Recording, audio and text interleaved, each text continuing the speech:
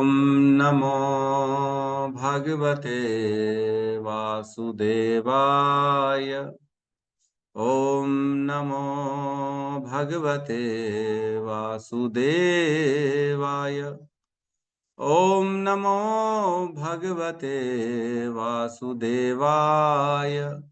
यः स्वानुभावम् अखिलं श्रुतिसारमेकम् आध्यात्मदीपम् अतितीर्षितां तमोऽन्धं संसारिणां करुणयः पुराणगुह्यं तं व्याससूनम् उपयामि गुरुं मुनीनां। नारायणं नमस्कृत्य नरं चैव नरोत्तमं देवीं सरस्वतीं व्यासं ततो जयमुदीरये। श्रवणतां स्वकथा कृष्ण पुण्यश्रवण कीर्तिनः हृदयन्तस्तो हि अभद्राणि विधुनोति सुहृतसतां। नष्टप्रायेषु अभद्रेषु नित्यं भागवत सेवया भगवती उत्तम श्लोके भक्तिर्भवति नैष्टिकी। कृष्णाय वासुदेवाय देवकी नंदनाय च नंदगोपकुमाराय गोविन्दाय नमो नमः। श्रवणतः श्रद्धया नित्यं गृणतश्च स्वचेष्टितं कालेन नातिदीर्घेण भगवान् विशते हृदि।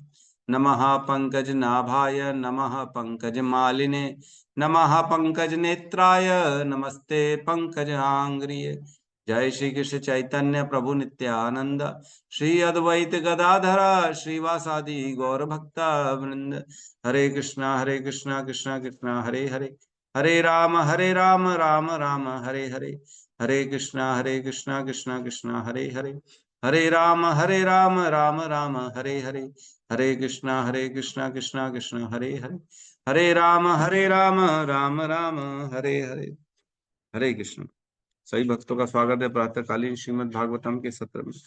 और कल हमने श्लोक क्रमांक 28 को लिया था, राइट। 28 में कहते हैं कि ततो विशेषम प्रतिपद्य निर्भयः। उसे जो योगी है, जो क्रम मुक्ति की बात चल रही है, जिसने इच्छा करी है कि मैं ऊपर के लोगों को जाऊं, ब्रह्मलोक को जाऊं, है ना। ब्रह्मलोक के बाद जब उसकी इच्छा पूर्ति हो गई है, अब सेटिस्फाई हो गया ब्रह्मलोक से, अब चाहता है कि ठीक है अब इसको छोड़ो, अब मैं भगवत धाम जाना चाहता हूँ। अब क्रम मुक्ति में जब टॉप मोस्ट लोक ब्रह्मलोक को छोड़ने की बात आ रही है, छोड़ के आगे बढ़ता है, तब ब्रह्मांड का जो आवरण है, ब्रह्मांड के आवरण को भेद के उसको बाहर निकलना पड़ेगा। तब एक एक करके जो 7 आवरण है, पृथ्वी, जल, अग्नि, वायु, आकाश, और उसके बाद आता है अहंकार, महतत्व, प्रधान।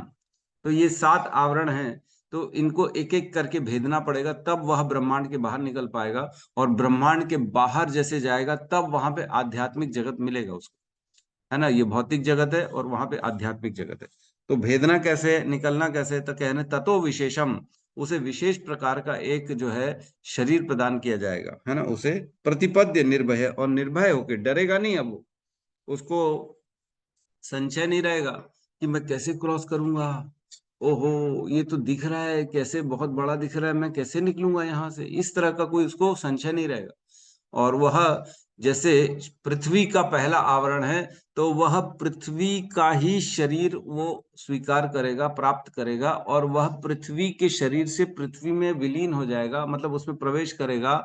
और उसमें जैसे ही प्रवेश करेगा, तब पृथ्वी के सारे सुखों को भोगेगा। और उसके बाद सुखों को भोग के जैसे ही पृथ्वी का आवरण खत्म होगा, जैसे उसके बाद पृथ्वी जल, जल के आवरण में आएगा, तो जल के आवरण में वह प्रवेश करेगा, जल के शरीर के साथ में। पृथ्वी का शरीर पृथ्वी में छोड़ेगा, फिर जल का शरीर प्राप्त करेगा, जल में प्रवेश करेगा, है ना। उसके बाद कह रहे हैं स्ना स्तेन आत्मना अपोन अनल मूर्तिर अवर अत्वरन, मतलब विशेष शरीर फिर प्राप्त करेगा।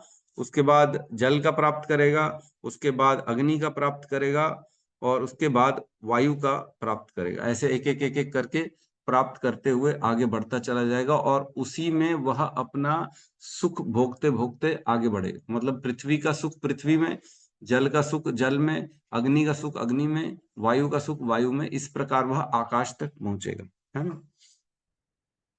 तो हमने कल इसमें चर्चा करी थी कि जो योगी होते हैं, ये उनकी बात चल रही है, भक्तों की बात नहीं चल रही है।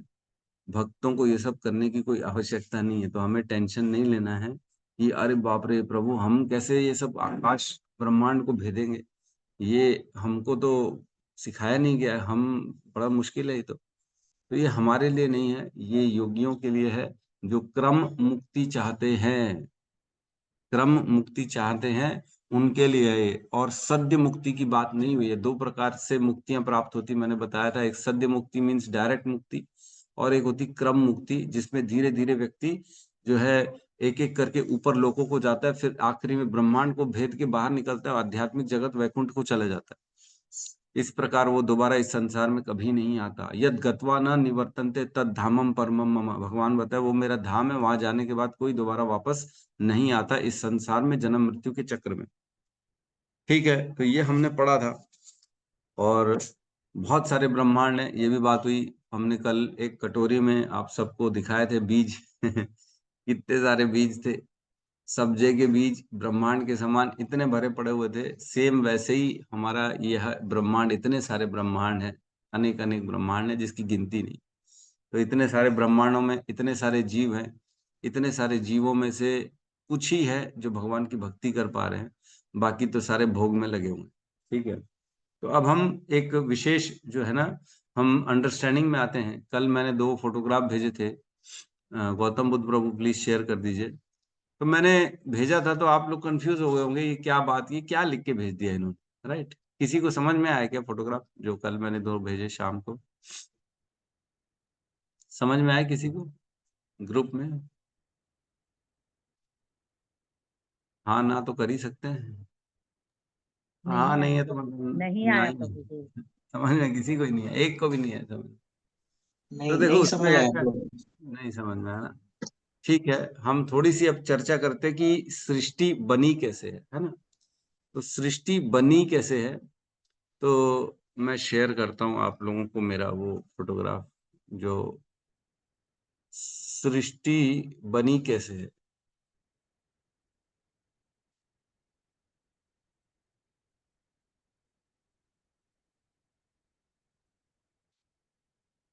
ठीक है,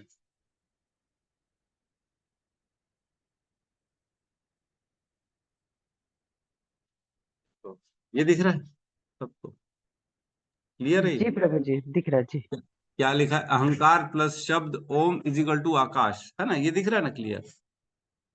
तो जब भगवान की सृष्टि करने की इच्छा हुई तो सबसे पहले क्या प्रकट हुआ? अहंकार। सबसे पहले अहंकार प्रकट हुआ। तब अहंकार में जब एक मूल शब्द ध्वनि को जब जोड़ा गया अहंकार में, तब उससे आकाश प्रकट हुआ। तो अहंकार में क्या जोड़ा गया?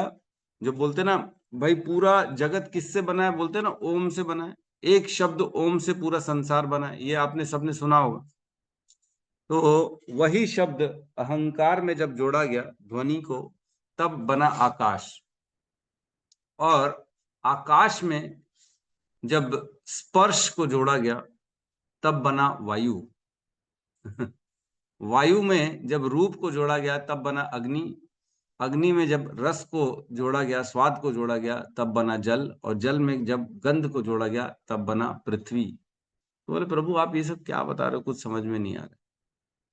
समझ में आ रहा है नहीं आ रहा है? तो देखो ऐसा है, 5 होते हैं तत्व: पृथ्वी, जल, अग्नि, वायु, आकाश। ठीक है, ये तो सबको मालूम है। 5 तत्व से बना शरीर है, 5 तत्व में मिला शरीर है। हमारा शरीर 5 तत्व से बना है: पृथ्वी, जल, अग्नि, वायु, आकाश। ठीक है, इसमें तो कोई संशय नहीं है। अब हमारे पास जो इंद्रियां होती हैं उनके 5 विषय होते हैं। कौन कौन से विषय होते हैं? जिनको तन मात्राएं कहते हैं। कौन कौन से होते हैं? कान, जो क्रोध, लोभ, मोह, अहंकार। गंध स्वा स्वाद, जी। जीवा का क्या है? स्वाद। आंखों का क्या है? रूप। कानों का क्या है? ध्वनि। त्वचा का क्या है? स्पर्श। है कि नहीं? है ना? ध्वनि, स्पर्श। और आंखों का क्या है? रूप। है कि नहीं? ये 5 जो तत्व हैं, जिनको जो विषय हैं, इनको तन मात्राएं कहते हैं। क्या कहते हैं इनको? तन मात्राएं। तन मात्राएं मीन्स यह हमारी इंद्रियों को सुख पहुंचाने का काम करती हैं। करती है कि नहीं करती? आंखों को रूप अगर दिखेगा तभी आंखें सुखी होंगी। पूरा जीवन तो इसी में लगे पड़े हो रहा है, अरे अच्छी सी कोई लड़की मिल जाए बस, सुंदर सी एक सुशील लड़की आ जाए, या फिर अच्छा सा एक वीडियो देख ले, अच्छी सी मूवी देख ले, अच्छी सी एक बढ़िया सीनरी आ जाए, चलो बढ़िया एक ऐसी हिल स्टेशन में चलते हैं जहाँ बढ़िया पहाड़ है, जल है, वाह वाह वाह, पेड़ है। तो देखने के लिए तो जा रहा है आदमी, देखने के लिए, केवल देखने के लिए। और पूरा जीवन क्या लगा हुआ है? अच्छा खाने में लगा हुआ है, ये खा लेते, अरे वो खा लेते। जीवा को जो है बस संतुष्ट करने में पूरा जीवन व्यक्ति लगा के बैठे, खाने के लिए इतनी मेहनत करता है, इतनी मेहनत करता है, जबकि इतनी खाता ही नहीं वो, है कि नहीं? ये खाना है, वो खाना है। मैं तो ऐसे भी लोगों को देखा हूं जो लड़ाइयाँ कर लेते हैं घरों में, मारपीट चालू हो जाती है, अरे तूने ये नहीं बनाया, मैंने तेरे को बोला था ये बनाने के लिए, धाड़ धाड़ धाड़, अरे मेरे को ये चाहिए, ये बना के दे, ये बना। अरे वो लड़की बेचारी माता जी परेशान है, बोले दिन रात तुम्हारे लिए खाली मैं यही बनाती रहूं। सुबह उठो तो बात होती है क्या खाओगे दिन में, फिर दिन होती है तो बात होती है क्या खाओगे शाम को, फिर शाम होती है तो पूछते क्या खाओगे रात को, फिर रात होती है तो फिर कहते कल सुबह क्या खाओगे। यही बात हो रही है ना? क्या खाना है, खाना है, खाना है, बस इसी में पूरा जीवन लगा हुआ है। ये बना दे, चटनी बना दे, एकदम नींबू डाल दे, मसाला डाल दे। जीवा को संतुष्ट करने में व्यक्ति लगा हुआ पूरा जीवन। सुनना है, अच्छा अच्छा सुनना है, वाह वाह, सुरीली आवाज सुननी है, मधुर संगीत सुनना है, किशोर कुमार के गाने सुनने हैं, मुकेश के गाने सुनने हैं।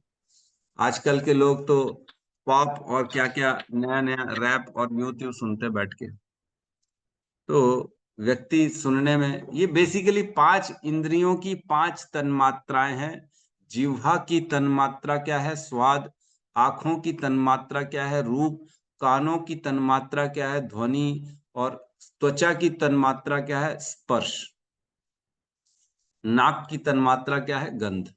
समझ में आ गया? यहां तक तो किसी को कोई प्रॉब्लम नहीं है। अब सृष्टि बनी कैसे? पांच तत्व आए कैसे? जो पांच तत्व है, पृथ्वी, जल, अग्नि, वायु और आकाश, ये आए कैसे? तो सबसे पहले अहंकार था। अहंकार में जब भगवान ने तन मात्रा शब्द ध्वनि को जोड़ा, ओमकार, ओमकार को जब जोड़ा, तब बना ये पूरा आकाश।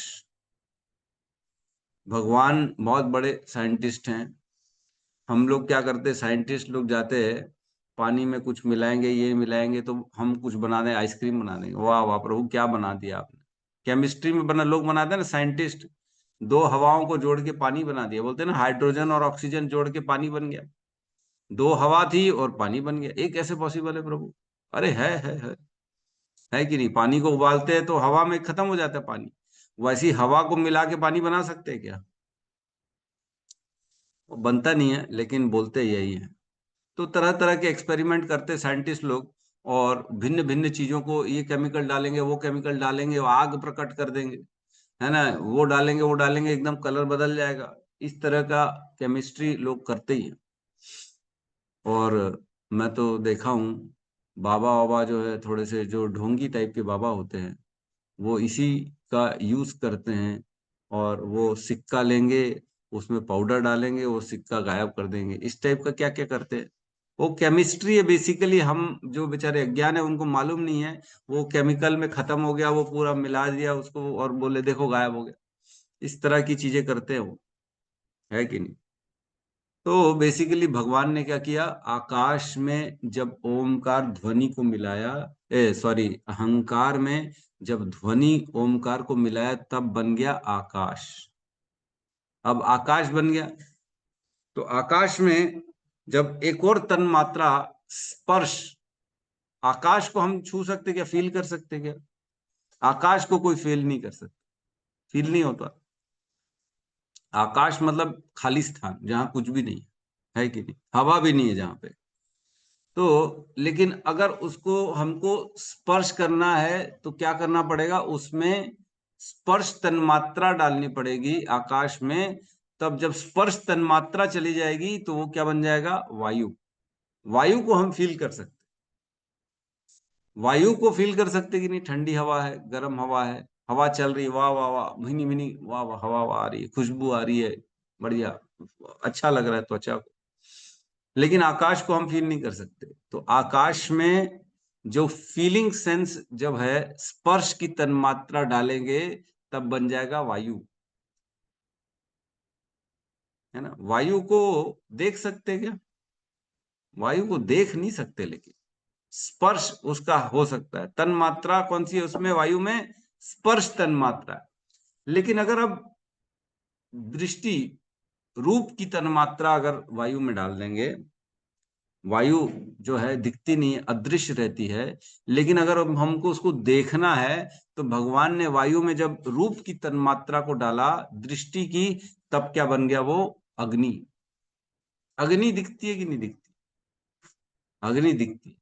अग्नि का रूप दिखता है, कैसा जल रही है अग्नि।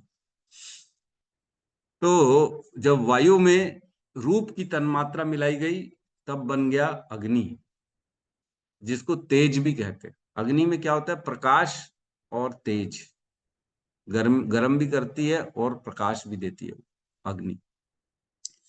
तो लेकिन अग्नि का कोई स्वाद नहीं होता, होता है क्या? नहीं होता। तो भगवान ने क्या किया, अग्नि में जब तन मात्रा स्वाद डाल दी, जीवा को क्या चाहिए? टेस्ट चाहिए।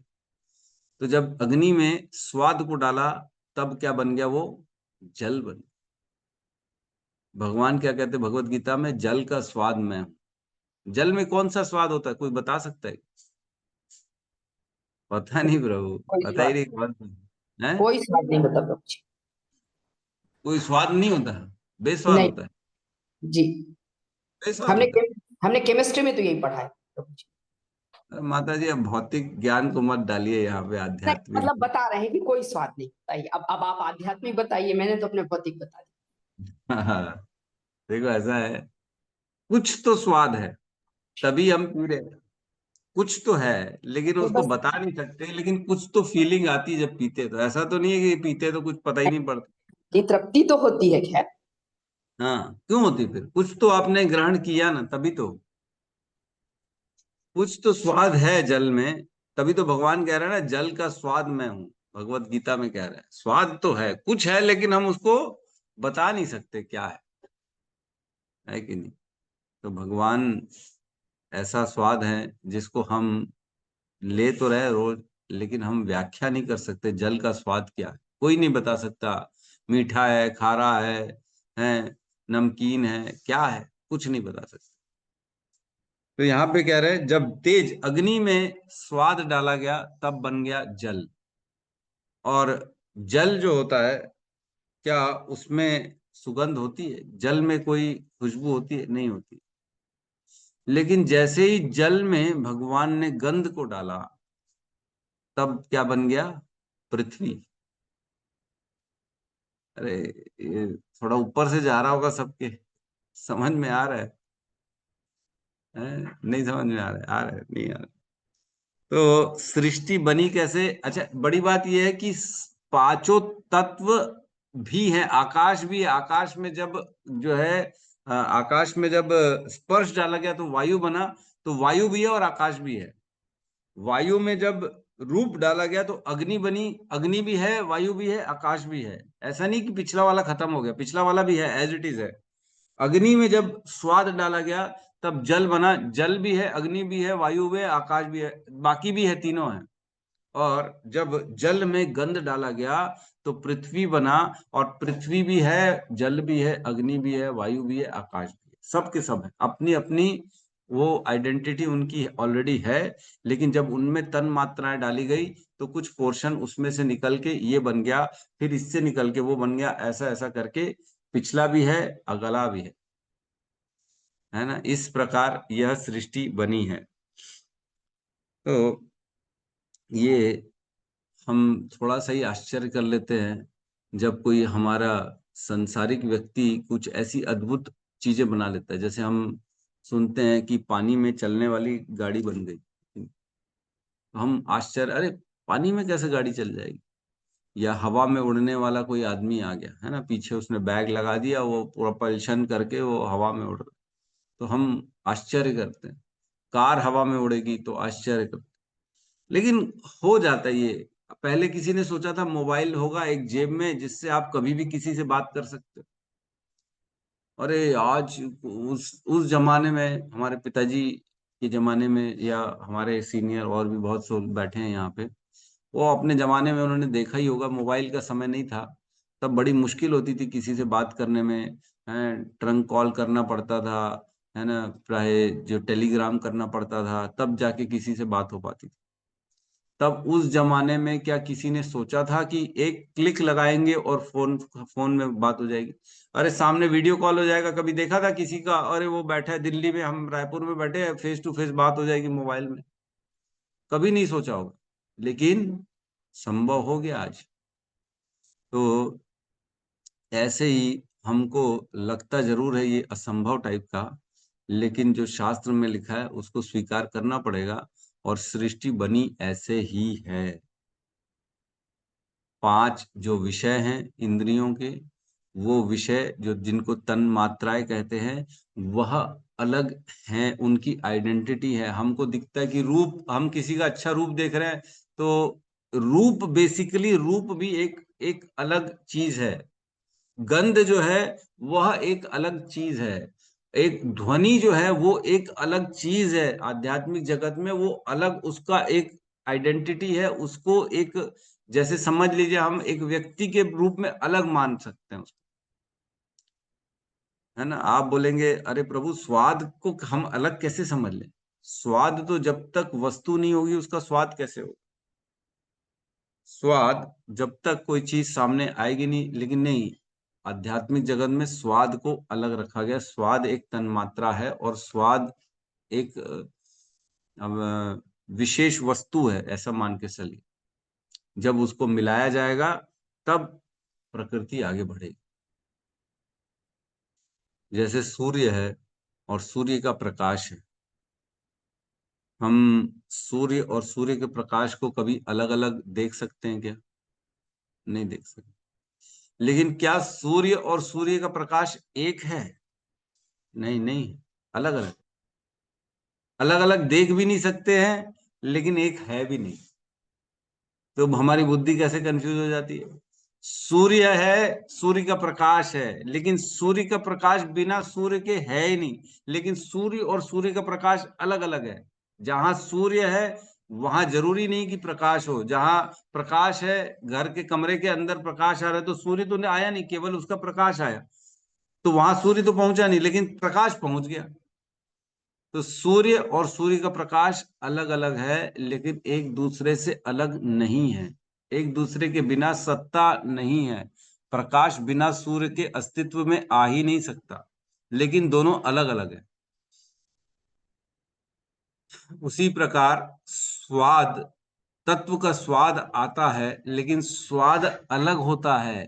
तत्व अलग होता है। कुछ खाया, सपोज करो सब्जी खाई हमने, वाह वाह वाह माता जी, क्या तो सब्जी खाई, पकोड़े खाए, है ना। हाँ, इसके रोहिणी नंदन प्रभु आज आए नहीं। रोहिणी नंदन प्रभु कहाँ गए? दिख ही नहीं रहे आज। यह श्लोक अभी रीड ही नहीं किया, वही तो अभी तो आपको हम चल ही रहा है। व्याख्या समझाएंगे तब तो आगे बढ़ेंगे, हम नहीं तो बढ़ ही पाएंगे। तो जैसे हम रोहिणी नंदन प्रभु के यहाँ उस दिन दीपदान में गए थे, बहुत बढ़िया प्रसादम बना था। तो प्रसादम खाए तो बड़ा आनंद आ गया। वाह वाह वाह, क्या पास्ता बना है, क्या जो है सब्जी बनी है, क्या पकोड़े बने हैं। तो पकोड़े का स्वाद अलग था, पास्ता का स्वाद अलग था, है ना। सब्जी का स्वाद अलग था, रोटी का स्वाद अलग था, एक तो नहीं था, अलग अलग था। उस तत्व से उसका स्वाद जुड़ा हुआ है, लेकिन उसका स्वाद उससे अलग भी है कि नहीं? जैसे सूर्य और सूर्य का प्रकाश एक साथ रहता है, लेकिन दोनों अलग अलग है, उसी प्रकार सब्जी अलग है, सब्जी का स्वाद अलग है। स्वाद हमें, तन मात्राएं वो हमें उस तत्व से प्राप्त हो जाता है, लेकिन उसका एहसास अलग होता है कि नहीं? तो बेसिकली जो ये संसार बना है, अहंकार में जब ध्वनि मिलाई गई, शब्द मिलाया गया, बेसिकली ओमकार मिलाया गया, तब आकाश बना। आकाश में जब स्पर्श की तन्मात्रा मिलाई गई तब बना वायु। वायु में जब रूप का तन्मात्रा मिलाई गई तब बना अग्नि। अग्नि अग्नि में जब जो है स्वाद की तन्मात्रा मिलाई गई तब बना जल। और जल में जब गंध की तन्मात्रा मिलाई गई तब बना पृथ्वी। तो थोड़ा सा डाइजेस्ट करना मुश्किल हो जा रहा है, प्रभु जल से जल से पृथ्वी बन गया। अरे जल से पृथ्वी कैसे बन जाए? जल इतना हल्का, पृथ्वी इतनी भारी, ये कैसे पॉसिबल है? आग से पानी बन गया। गजब हो गया ये तो। आग से पानी कैसे बन सकता है? आग और पानी तो एकदम विपरीत विपरीत है। लेकिन जो शास्त्र में लिखा है उसको हमको मानना पड़ेगा, है ना। अपना दिमाग लगाएंगे तो फिर संसारी हो जाएंगे।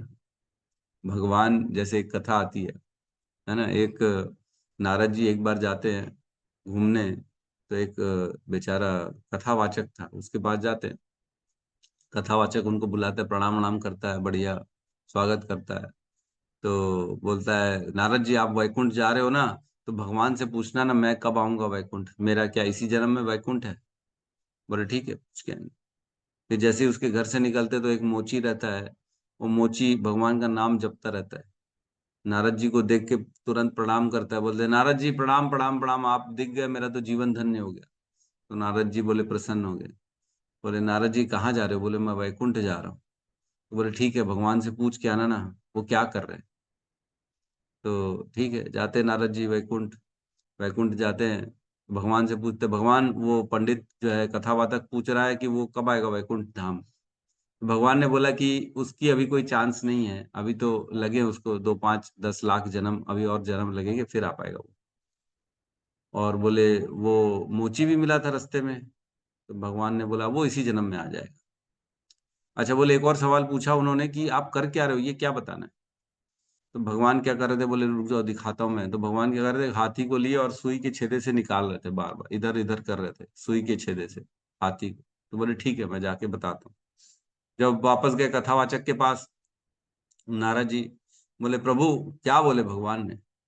बोले भगवान ने बोला तुम्हारा अभी चांस नहीं है, 10 20 लाख तो तुम जन्म अभी आ नहीं पाओगे वैकुंठ धाम। अरे बोले क्यों नहीं आ पाएंगे? बोले मैं तो कथावाचक हूँ, कथा करता हूँ। बोले तुम कथा तो करते हो, लेकिन तुम्हारी जो है ना हृदय जो है, वहां पे जो लोग आते हैं, माताएं आती हैं, उनको देखना, इधर उधर की चीजों में तुम्हारा भौतिक भोगों में ज्यादा फंसी हुई है तुम्हारी मन, इसलिए तुम अभी नहीं आ पाओ। अरे बोले क्या बात करते हो, कुछ भी बात कर। अच्छा बताओ क्या कर रहे थे भगवान? तो बोले भगवान सुई में जो है हाथी को डाल रहे थे। अरे तुम तो नारद, फिर वो बोलता है, अरे कथावाचक बोले तुम तो नारद हो ही नहीं, तुम तो कोई बहरूपिया हो। कोई सुई के छेदे से हाथी को डाल के निकाल सकता है क्या? कुछ भी पागल टाइप की बात करते, चलो जाओ यहाँ से, बोलते हैं। फिर निकलते हैं, नारद जी मोची के पास आते हैं, मोची को बोलते हैं, अरे मोची प्रणाम प्रणाम। बोले मोची क्या हुआ नारद जी, वैकुंठ में क्या चल रहा था? तो नारद जी ने कहा, वैकुंठ में भगवान ने कहा है तुम अब इसी धाम में आओगे। अरे हरि बोल, क्या बात है, क्या बात है, क्या कर रहे थे मेरे प्रभु? बोले वो सुई में हाथी को डाल रहे थे, सुई के छेदे से हाथी को डाल के निकाल रहे थे। बोले वाह वाह क्या बात है, भगवान तो कुछ भी कर सकते, भगवान अद्भुत है, सुई के छेदे से हाथी को निकाल रहे। बताओ, ये है हमारे प्रभु जिनकी शक्ति है, महान है, वो कुछ भी कर सकते हैं। वाह वाह मेरे प्रभु की जय हो, ऐसा बोलता है वो मुची। तो बेसिकली श्रद्धा, बेसिकली भगवान में विश्वास कि भगवान कुछ भी कर सकते, है ना। तर्क नहीं लगाना हमको हमारी बुद्धि से कि अरे ये ऐसा तो होता नहीं है, कैसे हो सकता है, ये पॉसिबल नहीं है, ये तो नहीं समझ में आता है, या ऐसा नहीं हो सकता, ये सब नहीं सोचना है। जो लिखा है शास्त्र में, 3 तरह के प्रमाण बताए गए हैं जिससे कोई भी चीज की हम अनुभूति कर सकते हैं। 3 प्रमाण होते हैं। एक होता है प्रत्यक्ष प्रमाण, सामने देख के, सुन के, खा के, स्पर्श करके हम प्रमाण स्वीकार करते हैं कि हाँ वस्तु है सामने। एक प्रत्यक्ष होगा, डायरेक्ट इंद्रियों से ग्रहण करना। दूसरा अनुमान प्रमाण, अनुमान लगाया जाता है, चंद्रमा ठंडा है, सूर्य गर्म है, ये अनुमान लगाया जाता है, कोई पहुंचा तो नहीं है सूर्य में, लेकिन अनुमान है कि सूर्य गर्म है, चंद्रमा ठंडा है।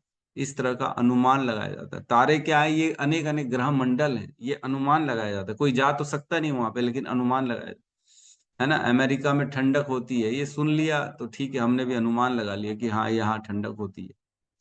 तो ये अनुमान प्रमाण हो गया, है ना। और तीसरा प्रमाण होता है शब्द प्रमाण। शास्त्रों के आधार पर जब हम शास्त्र सुनते हैं तब उस पे भरोसा करते हैं ये कि ये लिखा है तो सही है, ऐसा ही है। 2+2 4 हो जाता है, ये कहाँ पढ़ा, ये बुक में पढ़ा, तो हमने विश्वास कर लिया 2+2 4 होता है। शब्द प्रमाण, है ना, शास्त्र प्रमाण। तो ये हम शास्त्र से जब सुनते हैं तब हम भरोसा करते हैं कि नहीं, शास्त्र में लिखा है तो सही ही है कि नहीं। तो आज अभी तक श्लोक स्टार्ट नहीं हुआ है। हमारी क्लास कक्षा आधी से ज्यादा हो गई। रोणी नंदन प्रभु आज गायब हो गए, तो इनके चक्कर में आज श्लोक ही नहीं हो पाया हमारा। अब प्रवेश करते आज के श्लोक में। ठीक है।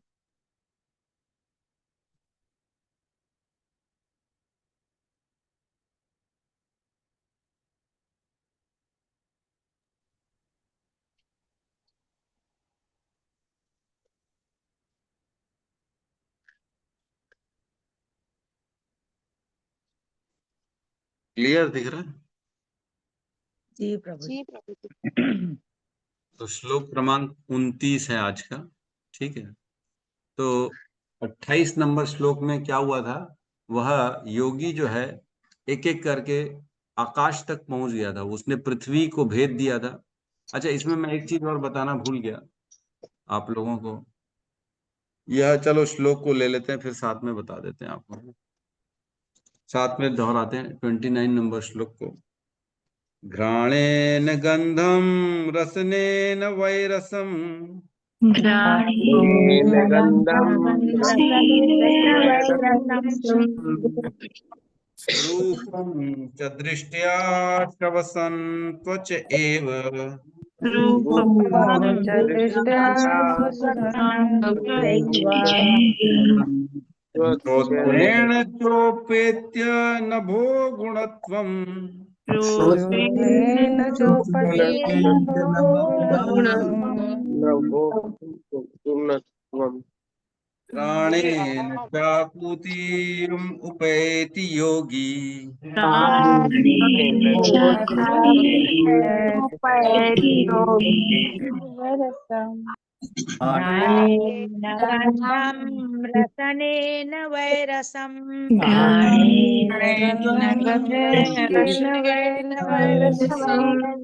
रूपं च दृष्ट्या श्वसनं त्वचैव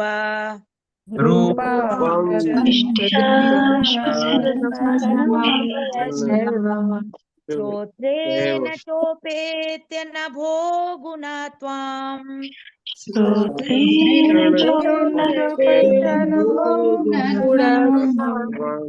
प्राणेन चाकुतिमुपैति योगी घ्राणेन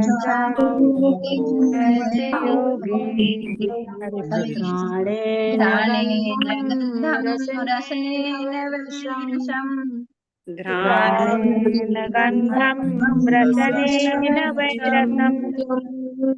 रूपं च दृष्ट्या श्वसनं त्वचैव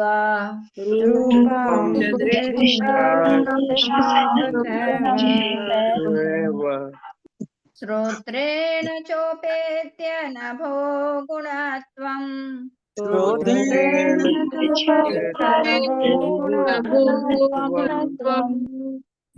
प्राणेन चाकुतिमुपैति योगी घ्राणेन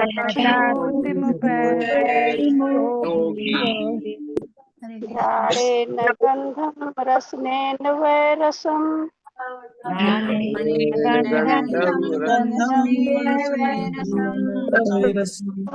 रूपं च दृष्ट्या श्वसनं तथैव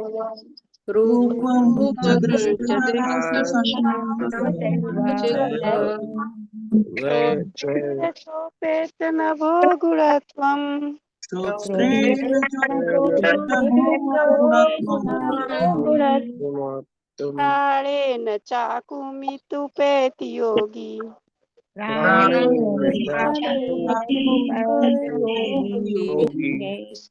अनुवाद।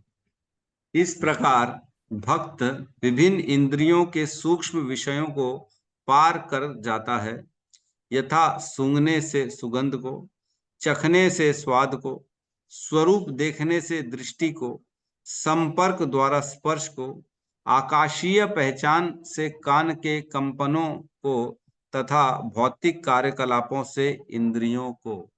ओम अज्ञानतिमिरन्धस्य ज्ञानांजन शलाकया चक्षुरुन्मीलितं येन तस्मै श्री गुरुवे नमः।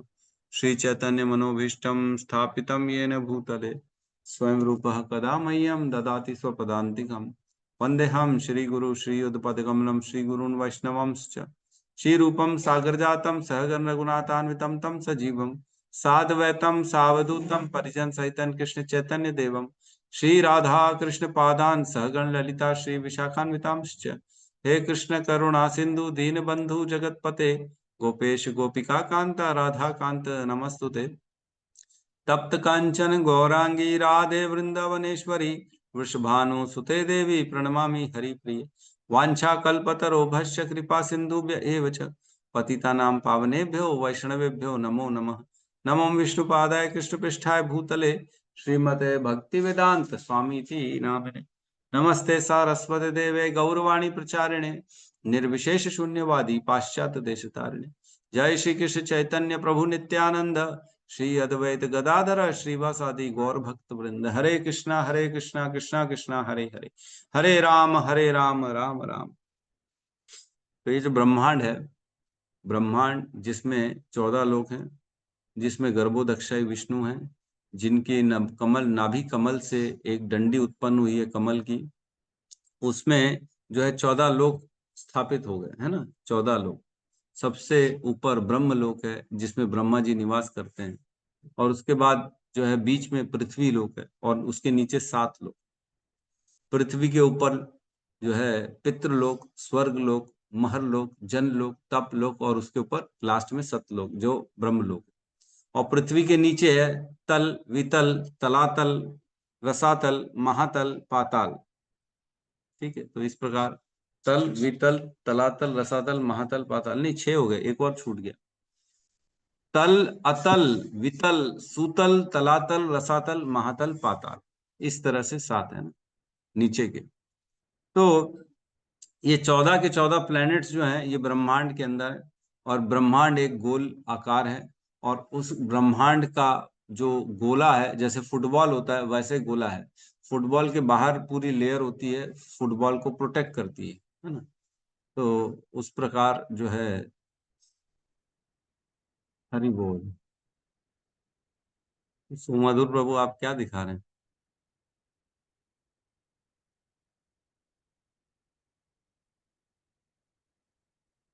ठीक है, कम से कम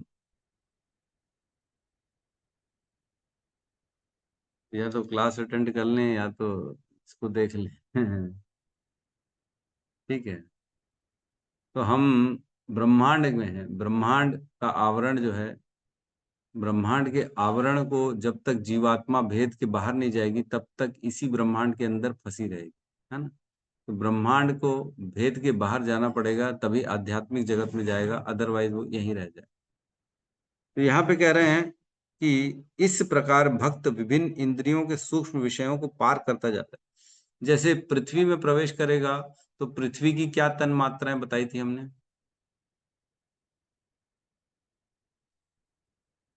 याद है किसी को? जल और गंध। पृथ्वी की क्या बताई थी? गंध, गंध है। गंध।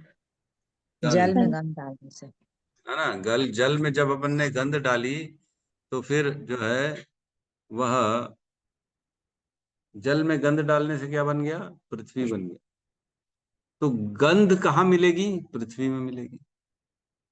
तो जब पृथ्वी को क्रॉस करेगा तो वो अपनी गंध, जो स्वाद वाली, नहीं गंध बेसिकली गंध तो सुगंध होता है ना, तो सुगंध वाली जो इंद्रिय है वो पृथ्वी में बेसिकली पूरा सुगंध को एंजॉय करेगी।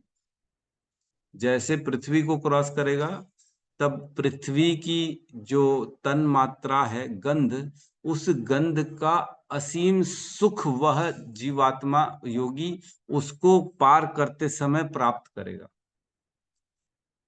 आवरण को भेद के बाहर निकलना है तो उसकी तन मात्रा जो है उसके साथ सदैव है, पृथ्वी के साथ उसकी तन मात्रा गंध हमेशा रहती है ना। तो वह पृथ्वी का शरीर प्राप्त किया और पृथ्वी के शरीर से पृथ्वी में प्रवेश किया, और जो पृथ्वी का आवरण भेद के बाहर निकल रहा है तो वह उस शरीर से अपनी इंद्रियों के द्वारा उसकी तन मात्रा जो गंध है उसका असीम सुख अनुभव करता है।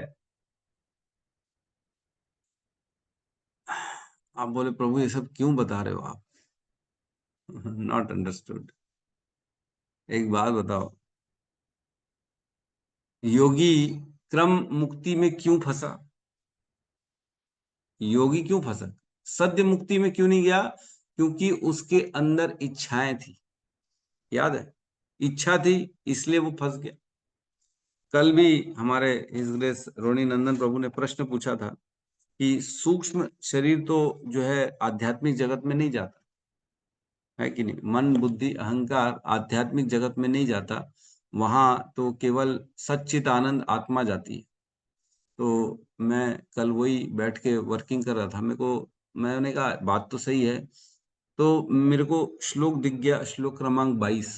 हमने उसमें क्लियर कट पढ़ा है, पढ़ने के बाद भी सोचो हमारी बुद्धि काम नहीं करती। क्लियर कट पढ़ा है। इसमें क्या पढ़ा है? उसमें लिखा था, यदि योगी में अत्यधिक भौतिक भोगों की इच्छा बनी रहती है, जैसे कि सर्वोच्च लोक ब्रह्म लोक जाने की या अष्ट सिद्धियां प्राप्त करने की, अथवा वहायसों के साथ बाह्य अंतरिक्ष में यात्रा करने की, या लाखों ग्रहों में किसी एक स्थान में जाने की इत्यादि, तो उसे भौतिकता में ढले मन तथा इंद्रियों को अपने साथ ले जाना होता है। अगर इच्छा है तो उसका मन और उसकी इंद्रियां उसके साथ जाएंगी, और अगर इच्छा नहीं है तो मन और इंद्रियां नहीं जाएंगी, उसको यहीं छोड़ देगा, मन बुद्धि को यहीं छोड़ दे, मन और बुद्धि उसके साथ नहीं जाएंगी। हम पढ़ भी लेते हैं, चर्चा भी कर लेते हैं, लेकिन ग्रहण तो कर नहीं पाते, है कि नहीं? क्लियर लिखा है जब यहाँ पे, फिर भी हमको डाउट हो जाता है, अरे प्रभु मन बुद्धि को कैसे, वो तो लेके जाएगा क्या, छोड़ के जाएगा? अरे प्रभु हम अभी क्रम मुक्ति की बात करें, क्रम मुक्ति में उसे मन बुद्धि अहंकार को अपने साथ लेके जाना पड़ता है, और जो सद्य मुक्ति और जिसमें डायरेक्ट मुक्ति उसमें उसको यही छोड़ देता है, अपनी सूक्ष्म शरीर को, उसके साथ कुछ नहीं जाता, उसके साथ केवल उसका स्वरूप सत चित आनंद जाता है। और अहंकार क्या होता है? अहंकार मतलब इस बात का विस्मरण कि मैं कौन हूं, मैं डैश हूं, ये अहंकार है। अब उसमें आप कुछ भी भर लो, मैं लड़का हूं, अहंकार है, मैं बुद्धिमान हूं, ये भी अहंकार है, मैं योग्य हूं, ये भी अहंकार, मैं भक्त हूं, ये भी अहंकार है ना, मैं पैसे वाला हूं, अहंकार है, मैं काला हूं गोरा हूं, अहंकार है, मैं लंबा हूं चौड़ा हूं, अहंकार है। ये सब अहंकार है बेसिकली, मैं डैश हूं, ये अहंकार है। अब उसमें क्या भरना है? केवल एक ही चीज जो है वो अहंकार नहीं है कि मैं कृष्ण का दास हूं, ये अहंकार नहीं, ये वास्तविक स्थिति है। अगर ये पहचान हमारी बन जाती है तो हम बेसिकली अहंकार में नहीं। और इसके अलावा अन्य जितनी भी पहचाने हैं वह अहंकार कहलाएंगी, जितनी भी पहचाने। केवल और केवल मैं कृष्ण का सेवक हूं, मैं कृष्ण का दास हूं, मैं कृष्ण का अंश हूं, अगर ये हम मानते हैं तो ये सही हमारी मूलभूत अवस्था है, ये सही अहंकार है, ये हमारी वास्तविक स्थिति है, इसको अहंकार नहीं कहेंगे। लेकिन अहंकार अगर हम कुछ भी और मान ले इसके अलावा अपने आप को, मैं शरीर हूं, मैं लंबा हूं, मैं चौड़ा हूं, मैं शक्तिशाली हूं, मैं ये हूं, गुजरात का रहने वाला हूं, मैं हिंदुस्तान का रहने वाला हूं, जो भी जोड़ लें वह सारा अहंकार कहलाए।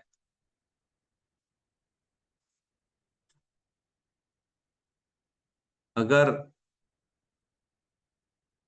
क्रम मुक्ति में फंसे तो अपने मन, बुद्धि, अहंकार को, व्यक्ति को अपने साथ लेके जाना पड़ता है। लेकिन जब तक वो मन, बुद्धि, अहंकार को छोड़ेगा नहीं, वह आध्यात्मिक जगत में प्रवेश नहीं कर सकता। तो मन क्या करता है, हमको भोगों में फंसाता है, इच्छाओं में फंसाता है। तो यहाँ क्या कर रहा है वो, जैसे क्रम मुक्ति में वो धीरे धीरे ब्रह्म लोक तक पहुंचा, ब्रह्म लोक में उसने पूरे आनंद भोगे, उसको ब्रह्म लोक में अब तृप्ति होगी, अब ब्रह्म लोक छोड़ने की इच्छा हो गई। तो मतलब अब ब्रह्म लोक के सुख से उसको कोई लेना देना नहीं, अब उसके ऊपर जा रहा है। पृथ्वी के तत्व में जैसे ही प्रवेश करेगा तो पृथ्वी के तत्व में क्या है, गंध है, और गंध से रिलेटेड जितनी भी उसकी भोग की इच्छा थी वो पूरी उस पृथ्वी के तत्व आवरण को निकलते समय वो पूरी तरह से भोग लेगा। और जब उससे संतुष्ट हो जाएगा, अब उसको चाहिए ही नहीं वो चीज, तब वो अगले आवरण में प्रवेश करेगा। मतलब उसकी इच्छा गंध को लेके शून्य हो गई है, जीरो हो गई है। अब उसको किसी की भी गंध अब मोहित नहीं कर रही है। उसको इस संसार में, देखो, इस संसार में फंसाने के लिए क्या चाहिए, इच्छा। किसी की भी इच्छा अगर हमने करी तो हम दोबारा इस संसार में आए। तो गंध से रिलेटेड सारी अपनी इच्छा वो पृथ्वी के तत्व में खत्म कर देगा, शून्य कर देगा।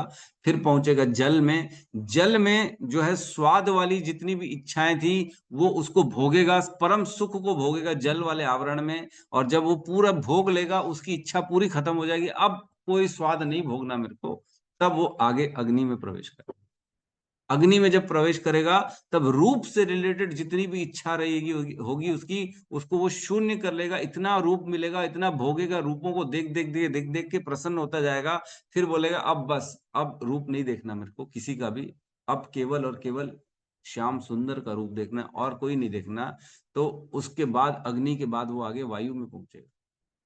वायु में जैसे पहुंचेगा तो वो स्पर्श से रिलेटेड जितने सुख है वो भोगेगा। जितने भी सुख हम सोच भी सकते हैं उससे ज्यादा सुख वो उस आवरण में, स्वर्ग, वो ब्रह्मांड के आवरण को क्रॉस करते समय भोगेगा। और स्पर्श की सारे सुखों को भोग के जब वो पूर्ण रूप से अब प्रसन्न हो जाएगा, अब नहीं चाहिए भैया, बहुत हो गया, अब बस करो, क्षमा करो मेरे को, तब वह वायु को छोड़ के आकाश में जाएगा। समझ पा रहे हैं कि जब आवरण को भेदेगा एक एक करके, वह अपनी इच्छा को खत्म करता जाए। एक एग्जांपल मैं बता रहा हूं आपको, बहुत आसानी से समझ में आएगा। एक ना सुराही होती, सुराही देखे हैं, जिसका मुंह छोटा होता है और नीचे अंदर थोड़ा चौड़ा होता है, सुराही है ना, सुराही बोला जाता है। मुंह, उसका मुख छोटा सा होता है। उस सुराही में जब चने डालते हैं ना, बंदर को कैसे पकड़ा जाता है, बंदर को पकड़ना आसान नहीं होता, बंदर को बड़ी मुश्किल से पकड़ा जाता है। तो बंदर के लिए क्या किया जाता है, पकड़ने के लिए वो सुराही में चने डाल दिए जाते हैं। तो जब चने डालते हैं जंगल में, बंदर आता है, ढूंढता ढूंढता चने को देखता है सुराही के अंदर, तो हाथ डालता है और चना पकड़ता है, ऐसा मुट्ठी बनाता है, तो फिर बाहर निकालने की कोशिश करता है। तो वो निकलता नहीं, क्योंकि सुराही का मुंडी बहुत छोटा है। मुट्ठी बन गई तो बाहर निकलेगा नहीं हाथ, हाथ खुला रहेगा, छोड़ेगा चने तो निकाल सकता है, लेकिन चने पकड़ के नहीं निकाल सकता वो बाहर। क्यों? क्योंकि मुंडी उसकी छोटी है। तो बंदर को पकड़ने के लिए क्या करते हैं, वो सुराही में चना डाल देते हैं जंगल में, और वो आता है। बंदर इतना जो है चने के प्रति आसक्त होता है कि चना पकड़ तो लेता है लेकिन छोड़ता ही नहीं। जब छोड़ता नहीं है तो आसानी से लोग उसको पकड़ लेते हैं आगे, अरे फंसा रहता है, वो छोड़ता ही नहीं है। छोड़ेगा तब तो बाहर भागेगा, छोड़ेगा ही नहीं तो कहां से भागेगा। छोड़ता नहीं है तो हाथ निकलता भी नहीं है, हाथ निकलता भी नहीं तो जो पकड़ने वाले रहते हैं वो आसानी से बंदर को पकड़ लेते हैं। उसी प्रकार हमको इस ब्रह्मांड में, इस भौतिक जगत में फंसाने के लिए इंद्रियों के विषय हैं, तन्मात्राएं हैं, रूप दिखाते हैं, फंसे रहे यहाँ पे तू, गंध सुनाते सुंघाते हैं, वाह क्या खुशबू है, ध्वनि, एक से एक आवाजें सुन रही है, सुरीली सुरीली, बस अरे मेरे को मेरे बच्चे की आवाज सुना दो, वो तोतली आवाज में आई लव यू पापा बोलता है ना, तो मैं तो बस मोहित हो जाता हूँ। तो ये सुनने मात्र के लिए व्यक्ति क्या करता है, इस संसार में फंसा रहता है। जब सभी प्रकार से उसकी इच्छाएं खत्म हो जाएंगी, जब वह शून्य में आ जाएगा पूर्ण रूपेण, भौतिक संसार में कुछ भी अब भोगने के लिए मेरे लिए नहीं है, तब वह ये ब्रह्मांड को क्रॉस करके बाहर जा पाएगा। एक एक करके उन तत्वों को क्रॉस करेगा और वह शरीर प्राप्त करेगा, और उस शरीर से उस तत्व की तन्मात्रा को भोगेगा, और जब पूर्ण रूप से संतुष्ट हो जाएगा तब अगले आवरण में प्रवेश करेगा। और इस प्रकार धीरे धीरे धीरे धीरे वह जब समस्त आवरणों को क्रॉस करेगा, उसकी इच्छा शून्य हो जाएगी, उसका मन बुद्धि पूर्ण रूप से खत्म हो जाएगी, उसके साथ यहीं पे रह जाएगी उसकी मन बुद्धि। अब कुछ भोगना ही नहीं है तो बचा क्या? अब शुद्ध रूप से केवल और केवल मैं कृष्ण का दास हूं, इस अवस्था में वो ब्रह्मांड को बाहर निकल सकता। समझ में आ रहा है किसी को? देखो, तन मात्राएं जो हैं, इसमें थोड़ा सा डाउट रह सकता है कि प्रभु ये स्वाद अलग से बता दिया आपने, गंध अलग से बता दिया। तो देखो ऐसा है कि आकाश है कि नहीं है? आकाश तो है। किसी को डाउट है कि आकाश नहीं है? है आकाश। आकाश यद्यपि दिखता नहीं है, यद्यपि सूक्ष्म है, बहुत सूक्ष्म तरीके से आकाश हर कहीं स्थित है, उसी तरह से यह स्वाद भी सूक्ष्म रूप से है, ध्वनि भी सूक्ष्म रूप से है, दिखता नहीं है, यद्यपि हम उसको पकड़ नहीं सकते हैं, उसको मतलब देख नहीं सकते हैं, लेकिन है ना? तो उसी प्रकार हम जानते हैं, हमारी इच्छा भी तो रहती है ना, कुछ खा लें खा लें, अरे कुछ चटपटा चाहिए प्रभु। चटपटा क्यों चाहिए? क्योंकि आपके पास वो तन्मात्रा जागृत है, चटपटा खाने की इच्छा हो रही है, वह स्वाद को चखने की इच्छा हो रही है, इसलिए ढूंढ रहे हैं कहाँ पे चटपटा मिलेगा। तो जब वो पाएंगे तब संतुष्टि हो पाएगी। तो है, कुछ तो है ना उस स्वाद में, तभी तो हमको वो स्वाद चाहिए। तो आजकल क्या करते हैं लोग, आर्टिफिशियल फ्लेवर डाल देते हैं। यद्यपि लीची जूस में लीची नाम की कोई चीज ही नहीं है कि नहीं? आजकल पैकेट वाला 10 रुपए का बच्चे लोग लीची जूस पीते हैं, लीची पानी पीते हैं, उसमें लीची नाम की कोई चीज ही नहीं, लेकिन लीची का फ्लेवर है कि केवल और केवल टेस्ट डाल दिया गया है, लीची तो है ही नहीं, है ना? स्वाद के लिए लोग इतने पागल हैं कि पूरा गंदा सड़ा हुआ खाने में टमाटर सॉस, ये सॉस, वो सॉस मिला जुला के ऐसा वो क्या बोलते हैं, चाइनीज बना देते हैं कि टेस्ट आने लगता है। और उसका मूल देखेंगे ना तो सड़ा हुआ मैदा, कीड़ा लगा मैदा, उसका पकोड़ा बना बना के उसमें डाल डाल के, सॉस डाल डाल के स्वाद उसमें उत्पन्न कर दिया, तो बड़ा अच्छा लग रहा है, खा रहे हैं, वाह वाह। क्यों खा रहे हैं भाई? क्योंकि स्वाद है। यद्यपि वो खाना सड़ा हुआ है, यद्यपि कीड़ा लगा वाला खाना है, लेकिन स्वाद है तो खा रहे, पता ही नहीं पड़ रहा है, केवल स्वाद के लिए खाया जा रहा है। तो स्वाद कुछ तो है, तभी तो हमको प्रेरित करता है वो खाने के लिए। तो बेसिकली ये 5 तन मात्राएं हैं जो हर तत्व में रहती हैं। जैसे घ्राणेन्द्रियों, जैसे पृथ्वी के आवरण में प्रवेश करेगा तो सूंघने की जो घ्राणेन्द्रियां की जो शक्ति है गंध की, वह पूर्ण रूप से उस पृथ्वी के तत्व में गंध का पूरा भोग भोगेगा, और उसके बाद जब भोग के संतुष्ट हो जाएगा तब पृथ्वी को छोड़ेगा, अगले तत्व जल में प्रवेश करेगा। जल में जो है स्वाद, रस इंद्रियां उसकी जागृत हो जाएंगी, और रस इंद्रियों को पूर्ण रूप से संतुष्ट करेगा, तब वह जल के आवरण को छोड़ के आगे बढ़ेगा। अब उसको स्वाद कुछ भी नहीं चाहिए। अब उसके बाद जो है, उसके बाद अग्नि में जब प्रवेश करेगा तब रूप को देखेगा, तो चक्षु इंद्रियां, आंखों की इंद्रियां जो होती हैं, उससे रूप को पूरी तरह से निहार के संतुष्ट हो जाएगा, और जब पूर्ण रूप से संतुष्ट हो जाएगा तब वह अग्नि को छोड़ के आगे बढ़ेगा। तो इस प्रकार व्यक्ति जो है एक एक करके आवरणों को छोड़ के बाहर निकलता है, और अपनी इच्छा को खत्म करता है, अपनी इंद्रियों को पूर्ण रूप से संतुष्ट कर देता है। जो उसके अंदर इच्छा बची हुई थी ना कि मैं देख लूं अब कुछ और देखने की इच्छा नहीं बची है, तब वह इस आवरण को भेद के बाहर निकल पाएगा, वो योगी।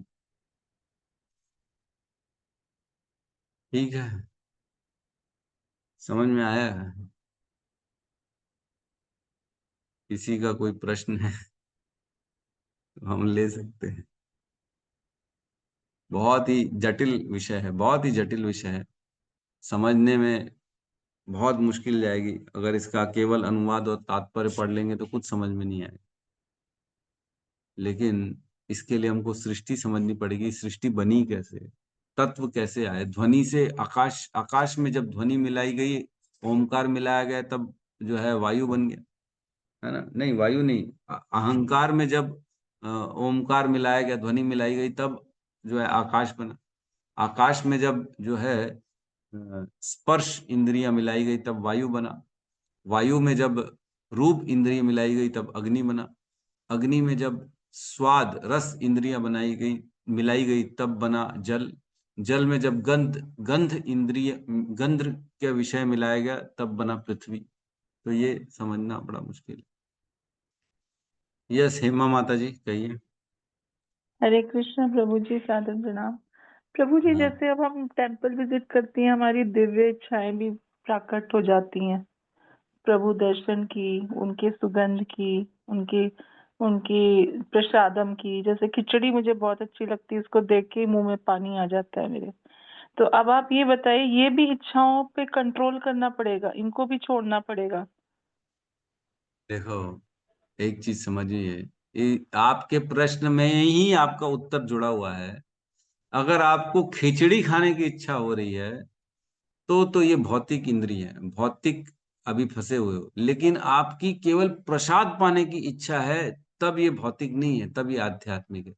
फिर खिचड़ी मिल जाए, चाहे पूड़ी मिल जाए, चाहे आलू मिल जाए, चाहे कुछ भी मिल जाए, लेकिन प्रसाद मिल जाए, तब आपकी इच्छा भौतिक है। लेकिन प्रसाद में केवल और केवल मेरे को खिचड़ी खानी है, खिचड़ी का टेस्ट अच्छा लगता है, तो ये भौतिक हो गया। अच्छा।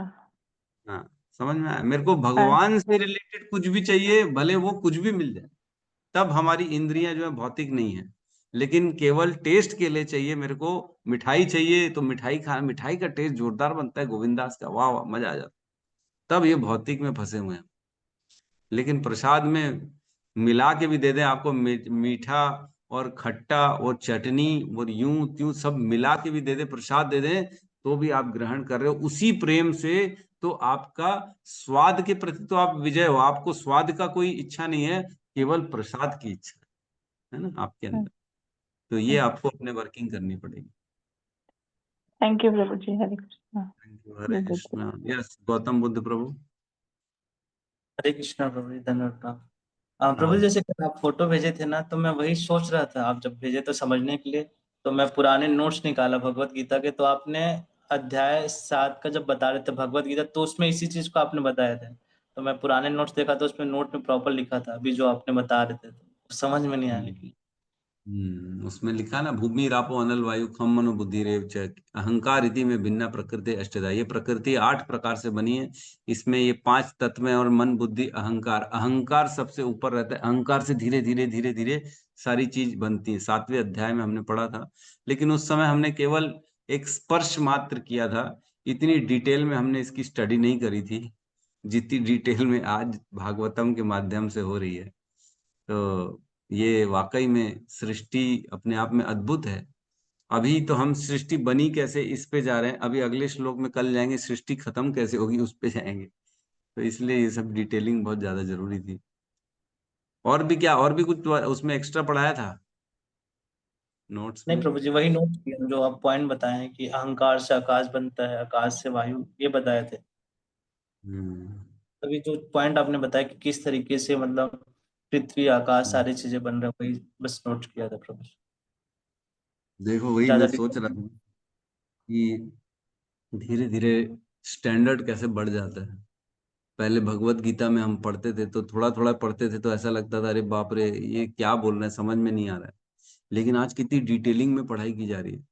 आज ग्रेजुएशन, पोस्ट ग्रेजुएशन की पढ़ाई चल रही है हमारे बीच में, कि डिटेलिंग में जाके कैसे कैसे कौन सा तत्व क्यों मिलता है, कैसे मिलता है, क्या बनता है। तो धीरे धीरे देखो हमारी बुद्धि का लेवल धीरे धीरे कैसे भगवान बढ़ाते जा। पहले हम वो ग्रहण करने में मुश्किल होती थी, आज कितने हाई स्टैंडर्ड्स की बात कर रहे हैं। तो भगवान की कृपा से जो जुड़ा रहता है भक्ति में, धीरे धीरे उसकी बुद्धि की तन मात्राएं खुल जाती हैं और ग्रहण करने की शक्ति बढ़ जाती है, और धीरे धीरे वो समझ में आता है, उसको धीरे धीरे रियलाइज करने लगता है, अरे वाह, हाँ ये तो ठीक बोल रहे, ये सही बोल। तो जो नाम जप करेगा, जो नित्य भगवत गीता का रीडिंग, हियरिंग, श्रवण करेगा, तो धीरे धीरे उसका लेवल बढ़ता चला जाएगा, बढ़ता चला जाएगा। हम अपने आप में आज एनालाइज कर रहे हैं ना, आज आप खुद ही देख रहे हैं कि 2 साल पहले जब भगवत गीता पढ़ रहे थे तो ये सब कुछ समझ में नहीं आता था, लेकिन आज इतनी डिटेलिंग स्टडी के बाद भी समझ में आने लगा है कि नहीं। तो एक दिन धीरे धीरे ऐसे ही हम भगवान के तत्व को भी समझ जाएंगे, है ना। जन्म कर्म च मे दिव्यम एवं यो वेति तत्वतः त्वक्त्वा देहम पुनर्जन्म नेति ममेति सो अर्जुना। भगवान कहते हैं कि मेरे जन्म कर्म को जो तत्व से जानता है उसका दोबारा जन्म नहीं होता। तो तत्व से जानने के लिए क्या करना पड़ेगा, ये सारे तत्वों को समझना पड़ेगा। जिस दिन हम ये धीरे धीरे करके तत्वों को समझ जाएंगे, उस दिन भगवान के जन्म और कर्म को भी धीरे धीरे कोशिश करेंगे समझने की, तो कृपा होगी उनकी, तो हम समझ। बहुत ही अद्भुत और रोचक क्लास आज की, सबको अच्छे से सुनना चाहिए, 4 बार 6 बार सुनना चाहिए, तब जाके ये अंदर बैठ पाएगा कि क्या है, कैसे सृष्टि बनी, क्या हो रहा है सृष्टि में, तन मात्राएं क्या है, अग्नि से जल कैसे बन जाता है।